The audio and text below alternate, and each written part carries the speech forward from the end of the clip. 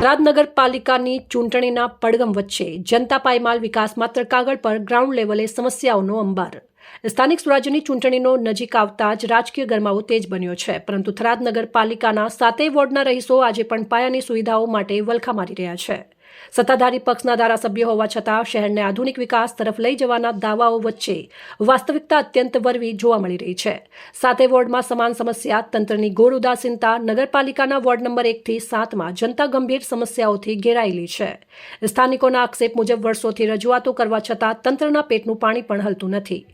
પેદા ઓલી થાય છે, તમે આવી દેખી તો આખો શેરી ભરાઈ રહ્યા છે, આવી દેખો કરી એવું સીધા કોલેરા થઈ જાય. બારે રોટલા સીધે ખાવા અમારે નગરપાલિકા વાળા નથી આવતા. ના, કોઈ આવતું નથી. કચરો લેવાના કોઈ લેવાના આવે. કચરા ગાડી 6 વર્ષથી હું રહું છું. આ ગટર કેટલા ટાઈમ થી ઉભરાય? વધારે 6 વર્ષથી થાય 6 વર્ષથી ને. મુખ્ય સમસ્યાઓ નીચે મુજબ છે. ઉભરાતી ગટરોને કારણે માર્ગો પર ગંદા પાણી ફરી વળ્યા છે, જેનાથી રોગચાળાનો ભય ફેલાયો છે. અનેક વિસ્તારોમાં પીવાનું શુદ્ધ પાણી મળવું દુર્લભ બન્યું છે. રસ્તાઓના અભાવે વાહન ચાલકો અને રાહદારીઓ પરેશાન છે. અનિયમિત વીજ પુરવઠાને કારણે જનજીવન ખોરવાયું છે.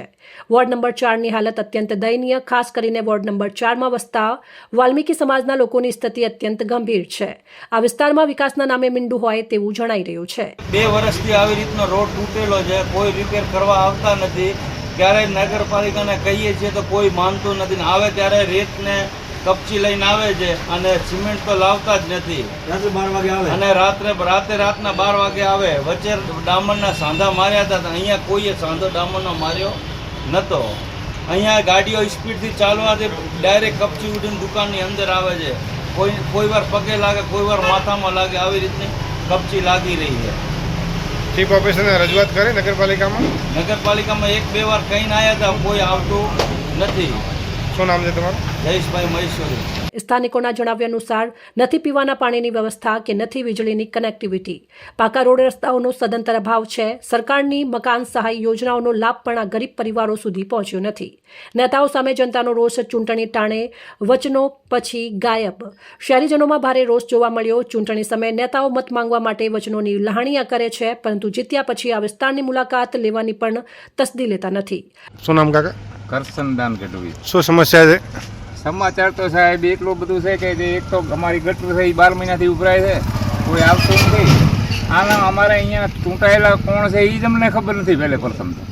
પછી બીજો આ અમારા આ ખાડો કરીને મિલ્યો છે 1.5 મહિનાથી. 3 વાર આ ખાડો ખોદ્યો તો હજી પાણીનો નિકાલ થતો નથી.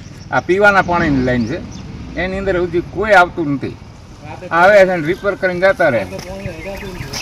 અને રાતે તો અહીં તમે જોવો ને તો પાણીથી બેનું પાણી ભરીને આવવું ને તો તકલીફ થાય છે. હેડાતું નથી, એટલી બધી ગટરા ઉભરાય છે. નથી કોઈ આવતા, નથી કોઈ જાતા. એક વાર આવે છે પછી બીજી વાર કોઈ દેખાતું નથી. લોકો મુખે ચર્ચાઈ રહ્યું છે કે નેતાઓ માત્ર મતદાન પૂરતા જ દેખાય છે. સમસ્યાઓના નિરાકરણ માટે કોઈની પાસે સમય નથી.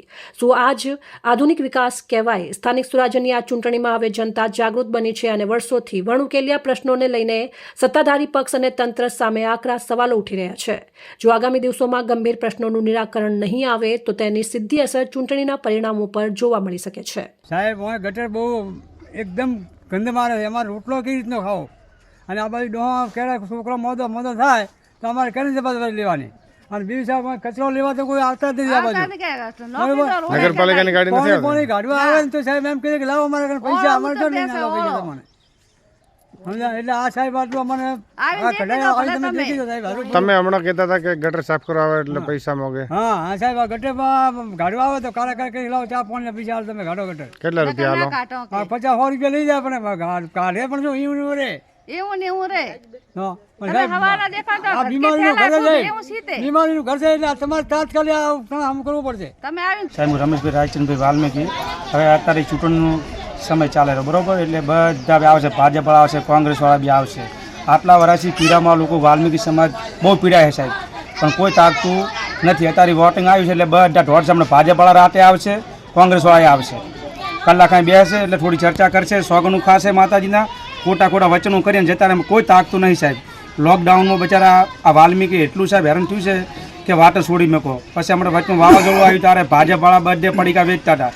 કે વાલ્મીકીને તો શું ભૂખ છે કે સાહેબ મોટા મોટી ભૂખ તો સાહેબ અમારો માજી ખાવ તમારો અવતાર છે તમારા જોડે સાહેબ અમારના પર બીજા તમે કોને હાલશો મોટા મોટા અધિકારીને તમે ઘર ભરો છો શિવનગરની પાસે પેલા મોટા મોટા બંગલાઓ છે ત્યાં કને ભાજપવાળા મોટા મોટા પડીકા અને મોટા મોટા પાણીની બોટલ ત્યાં આપતા હતા અને આ કને ભંગીભાઈ બજારો પાણી ડૂબી મરતો હતો 15 વર્ષથી કીધું છે કે તમે આ નાવો નાખી આપો હજી સુધી કોઈ ભાજપવાળા સાહેબ મોટી મોટી ખાલી વચનો આપે છે ખાલી ભાજપવાળા નથી કોઈનું કોઈ ભલું કાંટો આ નોમ લેવા નહીં પણ ત્યાં સુધી તમારે નોમ લેવા પડે પણ જવા જો જે છે બરોબર હવે બીજું કે ભાજપવાળા આવશે કોંગ્રેસવાળા જેવું વિચારી આવડું પગ મેળવ્યું સાહેબ બીજું એટલું મારું કેવું છે સાહેબ કે આટલે છે આગળ નાકા ઉપર પગ જોઈ વિચારી મેળજો ભાજપવાળા કોંગ્રેસમાં બેન કહું છું બરાબર રાઈટ બસ સાહેબ એટલી વિનંતી છે મારી અને થોડું ભલું કરો તો બધાને વોટ આવશું સાહેબ એમ ભલું કરો. એક મારી નંબર વિનંતી છે કે અમારા વોર્ડ નંબર 4માં સાહેબ અમારે વાલ્મીકી સમાજમાં બહુ પરિસ્થિતિ મારી ખરાબ છે. વધતા સાહેબ અમારે લાઇટનો કોઈ સગવડતા નથી, અમારે પાણી પીવાની કોઈ બાળ બચ્ચાને કોઈ સગવડતા નથી અને સાહેબ અમારે ગળી શેરીની અંદર અમારા વિસ્તારની અંદર વાલ્મીકી સમાજમાં સાહેબ ગંદી બહુ રહે છે. કોઈ અમારો કોઈ અભળતું છે નહીં, કોઈ કર્મચારી કોઈ સાહેબ કે વોટ લેવાના આવતા હોય ને કે હવે અમને આટલા વોટ તમે કરી આપજો ને મને આટલા વોટ આપજો સાહેબ, તો એ લોકોને અમને કહેવાથી અમે વોટિંગે કરીએ છીએ સાહેબ. પણ અમારી છેડે જાતા અમારી કોઈ અરજ અભળતું નથી. તો સાહેબ મહેરબાની કરીને આટલી મારી વિનંતી છે કે વોર્ડ નંબર 4માં વાલ્મીકી સમાજની અંદર એટલી પરિસ્થિતિ ખરાબ છે કે સાહેબ રહેવા ઝૂંપડું પણ નથી, વધતા ખાવા કણ નથી, કણ એટલે દોણો નથી સાહેબ બરાબર. બજારની અંદર બાળ બચ્ચો છોકરા તમે જુઓ, તમે ગમે ત્યારે દેખતા હશો ત્યારે બાળ બચ્ચો છોકરા મેણિયા કાગળ લઈને પેટ નિભારો અમારો દિન ગુજારો કરો છો. તો સાહેબ અમારી નંબર વિનંતી છે કે મહેરબાની કરી અને અમારો વાલ્મીકી સમાજમાં થરાદની અંદર વોર્ડ નંબર 4ની અંદર બધા વોટ લેવા સાહેબ આવે છે, પણ પાછળ આયા વોટ આલ્યા પછી લીધા પછી સાહેબ મોટા અધિકારીઓ બનાવે ચડે, ભલે કે પ્રમુખ બનતા હોય કે સભ્ય બનતા હોય, પણ સાહેબ અમારું કોઈ અભળતું નથી. આટલી મારી ગિરનારીની નમ્ર વિનંતી છે કે સાહેબ આટલી મારી મહેરબાની કરીને અમારા વાલ્મીકી સમાજનો કોક્ષ આઈ કરી અને સાહેબ સરકાર અમારું મા બાપ છે અને સરકાર તો સાહેબ માનીતીય છે સાહેબ. સરકાર જેટલું ધારે એટલું કરી શકે છે, પણ મહેરબાની કરીને અમારા તમે કહેવતમાં કીધું ને કે મોટા નેતાઓ બન્યા છે સાહેબ એરોપ્લેન હેલિકોપ્ટરમાં ફરતા હોય છે ને અહીંયાથી હેલિફ્લાઇટે ઉતરી અને લાલ બત્તીમાં બે એટલે કે ક્યાંય ગયા છે સાહેબ. આજ તો કે હોઈગામ ગયા છે, આજ કે ક્યાંય ગયા છે, આજ તો કે માવસરી ગયા છે, આજ કે સાહેબ મિટિંગમાં ગયા છે. એટલે સાહેબ આટલું મારી નંબર વિનંતી છે. હું ગિરનારી બાવો છું, મારી સમાજને નહીં પણ હાલ ડિસ્ટ્રિક્ટનો સમાજનો હું બાવો છું, હું ગિરનારી બાપુ છું. તો આટલી સાહેબ મારી નંબર વિનંતી છે વભળી કરી અને થોડીક મારી અરજીની રજૂઆત થોડીક જાણ કરું છું, તો થોડી માહિતી લેજો સાહેબ. અહેવાલ જેતુબા રોડ, સંબંધ ભારત ન્યૂઝ, થરાદ.